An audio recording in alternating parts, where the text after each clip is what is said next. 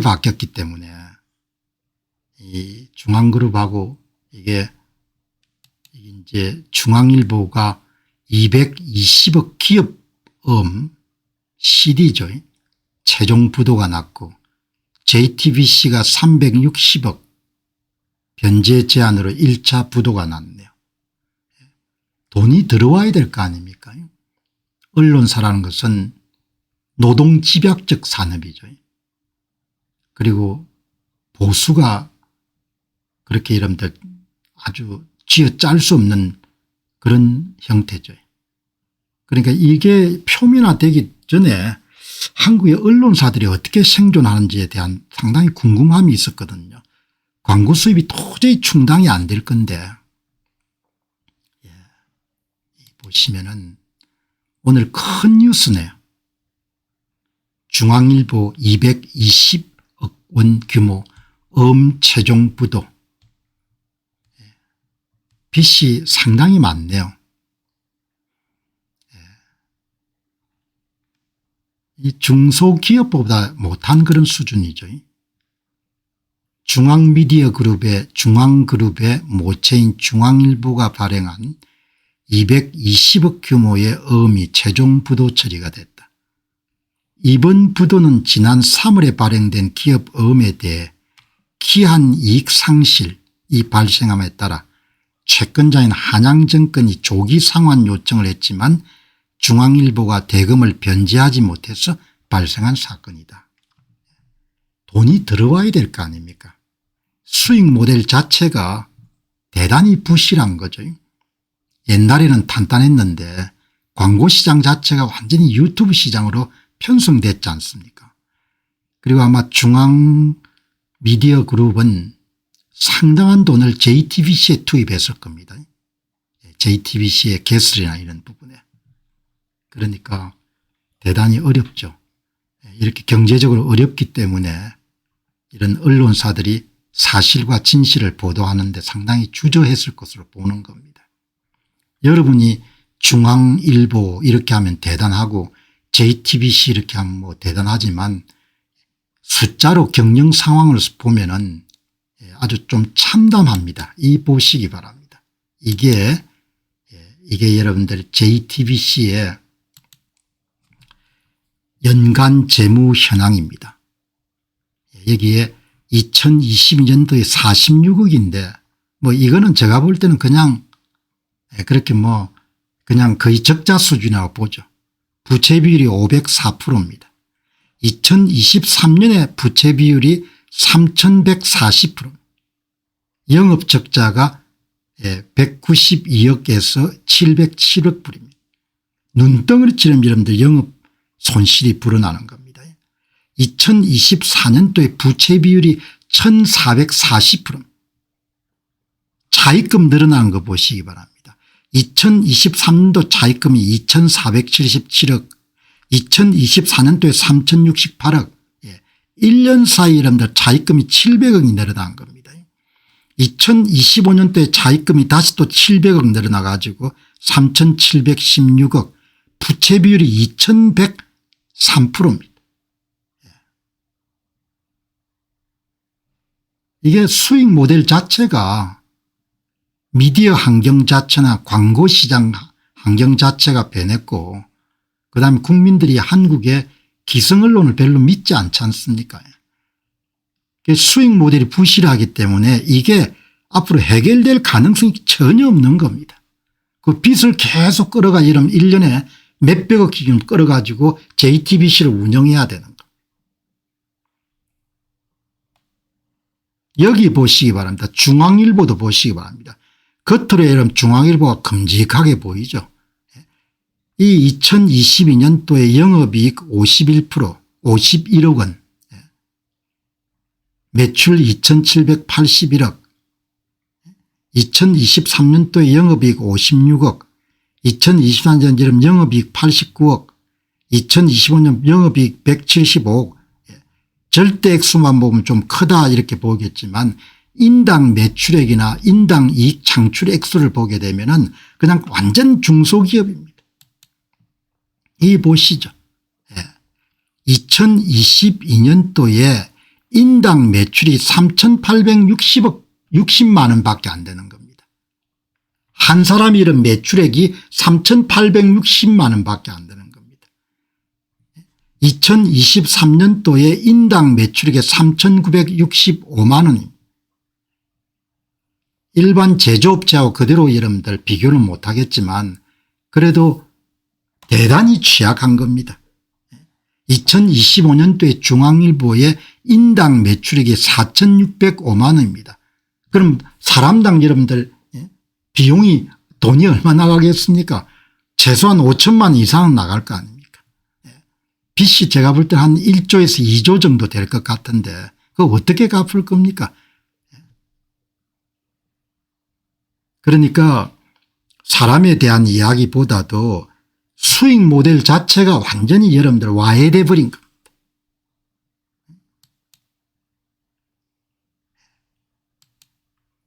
여기 중앙일보의 인당 매출액이 4,605만 원, 코스피 대기업의 이런 인당 매출액이 8천에서 1억 2천, 코스닥 상장사가 3천에서 5천, 코스닥 상장사 수준 정도가 되는 겁니다. 그러니까 뭐 광고 환경, 미디어 환경, 그다음에 이 기성 언론에 대한 불신이 굉장히 강하지 않습니까? 불신이 어마어마하게 강한 거죠 지금. 그러니까 이게 여러분들 무슨 뭐 앞으로 어떻게 처리할지 모르겠는데 이런 법정 관리 들어간다 해서 정상화될 수 있을지. 이 타임라인을 한번 찾아보게 되면은 6월 12일 날 JTBC가 광고시장 자체가 완전히 바뀌었으니까. 광경 6월 12일부터 시작이 됐네. 하도 큰 사건이라 가지고 제가 한번 찾아봤습니다. 이게 중앙일보 도대체 어떻게 됐냐. 그동안 걱정을 많이 해왔기 때문에 저게 이렇게 돈을 어디서 구해가 저렇게 돌아가는지 6월 15일 17일 날 그런 신용평가회사들이 전부 다 신용등급을 강등을 시켰네요. 홍정도 중앙그룹 부회장이 공식 기자회견을 열고 자금 경색으로 인한 불가피한 선택을 설명하고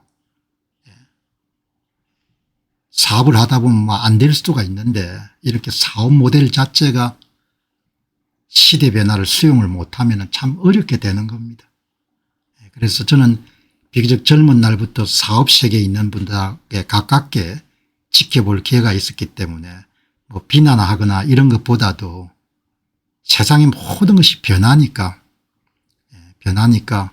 텔레비전 매체나 이런 부분에 수천억 집어넣었을 겁니다. 설비나 이런 자재 이런 거 그지? 시설 자재 건물 이런 부분에. 그러나 수익을 만들어내지 못한 거죠. 그 이제 6월 18일 날 중앙일보가 1차 부도를 냈네요. 그러니까 갑자기 여러분들이 220억 규모를 갚아라 이렇게 하면 갚을 수가 없죠. 어느 기업이든 간에. 그러니까 바른 소리를 하기가 힘든 겁니다. 중앙일보도 지금까지 이런 상황을 보게 되면 재무적으로 이렇게 어렵기 때문에 5단계가 그다음에 이제 설상가상으로 법정 관리를 신청한 JTBC 역시 또 다른 360억 규모의 기업음에 대해 1차 부도가 났음이 알려지게 됐다. 이제 뭐 있는 거 팔아가지고 갚아야겠죠. 전반적으로 여러분들 기성언론들이 어려운데 현재 금융권이 중앙그룹에 제공한 전체 신용공여는 1조 3천억에 달하는 것으로 보인다. 이게 아마 최소 추정치일 겁니다. 하나은행이 채권단 해변에 이런 가장 중요한 문제는 수익 모델 자체가 망가져 버린 겁니다. 돈을 가정경제하고 똑같지 않습니까? 돈을 벌어가지고 돈을 갚는 거죠. 돈을 버는 기능이 안 되는 겁니다. 아무리 노력하더라도. 미디어 환경 자체가 완전히 바뀌어버렸기 때문에. 그러니까 이 세들이 그렇게 열심히 하더라도 그냥 이게 힘든 겁니다.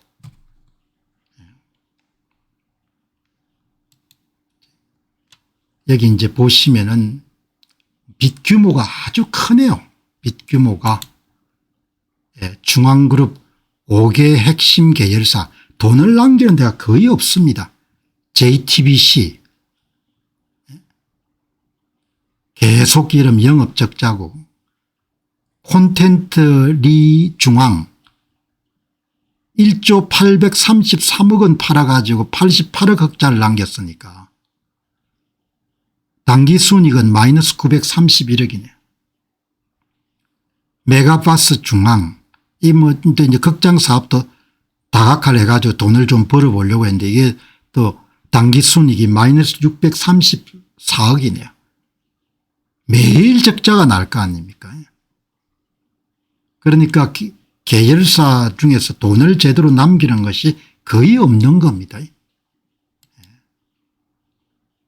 콘텐트 리중앙의 경우 1조 원이 넘는 매출과 88억 원의 영업이익을 냈음에도 불구하고 실계 당기순 손실이 931억인데 이거는 총 차입금 1조 3479억에 대한 이자 비용이 영업으로 벌어들이는 돈보다 훨씬 컸기 때문이다. 극장 사업을 하는 메가박스는 7075억이라는 막대한 차입금에 짓눌려 부채 비율이 2211%까지 치솟아 그룹의 현금줄을 가장 먼저 메마르게 한 원인 중 하나다. 이제 신규 사업을 정통 미디어 사업 자체가 이런 한계에 부딪히니까 메가박스 중앙이란 신규 사업을 통해 극장 사업을 통해 가지고 반전을 시켜보려고 했는데 힘든 거죠. 사업 진짜 어렵습니다. 돈 벌기가 무진장 어려운 거죠. 그렇게 여러분 오늘 정리가 됐으니까 지금 화제가 되고 있는 수익 모델의 부재로 인해 가지고 뭐 회생 가능성이라는 것은 거의 없다. 그렇게 보시면 좋겠습니다. 자, 이제 오늘 다음 세계 문제의 한국 문제를 제가 조금